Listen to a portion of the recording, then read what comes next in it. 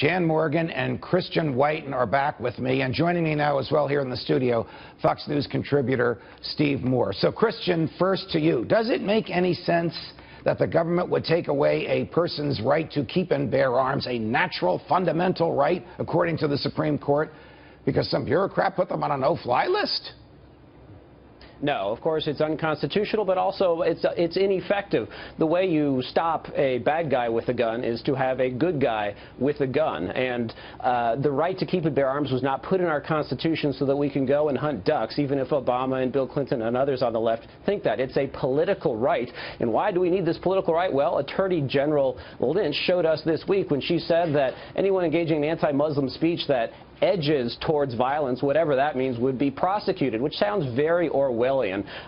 Anyway, look at where gun control is enacted. Places like Chicago, violence capital among big cities. Beirut has very strong gun control, and they still have a terrorist problem there. It just doesn't work, and it's unconstitutional. Jan, the building in San Bernardino, California, at which this awful tragedy took place, was a gun-free zone. I'd prefer to call it a no-gun zone. The phrase gun-free is a little misleading. So if you were an off-duty cop licensed to carry 24/7, or a retired cop licensed to carry 24/7, you would have to check your gun at the door, and you would have been a sitting duck in there.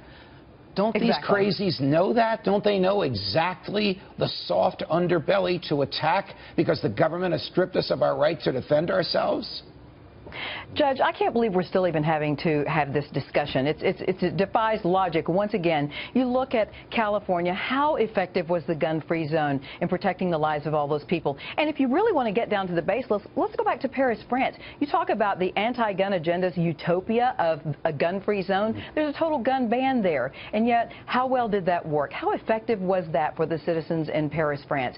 You know, I just think that President Obama continuously going back to the gun control agenda is like he's ignoring the big white elephant in the room. What he really needs to do, Judge, if he is sincere about attacking mass shootings, he needs to, and stopping Islamic terrorism, he needs to start with his own Department of Homeland Security and take a closer look at the 72 people on that terrorist watch list. Let me get Steve more on this. Donald Trump has argued that if Paris, France were not a no-gun zone, there would have been a lot less deaths in that theater. It's not a coincidence that where we're seeing these mass shootings in schools and areas where the citizenry is disarmed.